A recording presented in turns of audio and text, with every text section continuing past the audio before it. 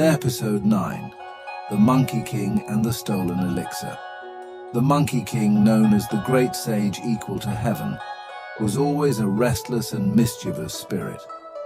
Though bestowed with a grand title, he cared little for formal ranks or responsibilities, reveling instead in his newfound freedom among the celestial beings. He made friends with stars, gods and spirits, regardless of their status, addressing the revered three pure ones as old friends and calling the four heavenly emperors simply Majesty. Roaming the heavens freely, the Monkey King enjoyed this new carefree life, meeting immortals and wandering the halls of the celestial palaces.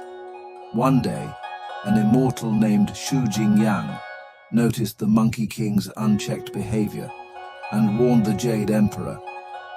The great sage has been idly making friends with celestial beings. If left unattended, he may cause trouble in the future. Perhaps it would be wise to assign him a task. The Jade Emperor, agreeing, ordered the Monkey King to oversee the heavenly peach garden, where the mystical peaches of immortality grew. The delighted Monkey King accepted this role and eagerly went to inspect the garden. In the garden, he met the land spirits who introduced him to its wonders. There were 3,600 peach trees. The first 1,000 bore fruit every 3,000 years and granted immortality. The next 1,000 bore fruit every 6,000 years, allowing one to ascend to heaven. And the final 1,000 produced fruit every 9,000 years, granting eternal life equal to that of heaven and earth. The Monkey King, enthralled by this knowledge, began visiting the garden regularly, growing fonder of the peaches with each passing day.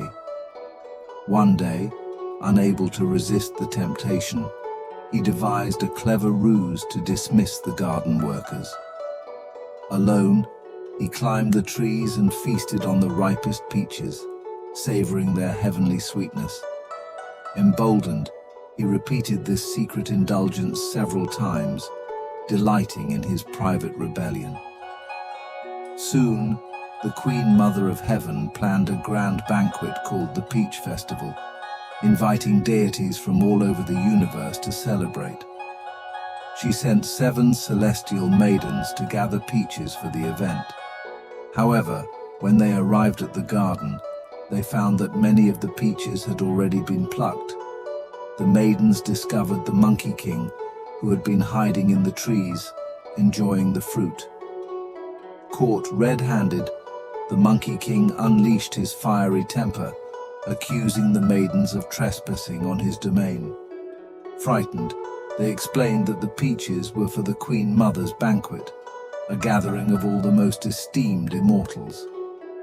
Curiously, the Monkey King asked if he was invited, but the maidens confessed that he was not on the guest list.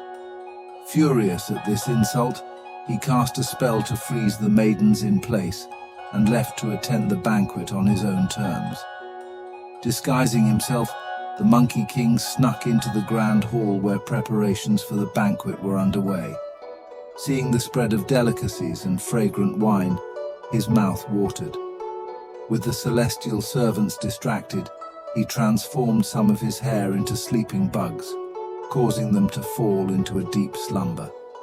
He feasted on the immortal food and wine, growing more intoxicated and arrogant with every bite. Drunk and brazen, the Monkey King stumbled into the alchemical chambers of Laozi, the old master. There, he found the fabled elixirs of immortality being refined in sacred furnaces. Seizing the opportunity, he devoured them all, absorbing their potent powers. Realizing the magnitude of his theft, he fled to his mountain sanctuary on Earth, planning to wage war against heaven itself, convinced that he could now live forever.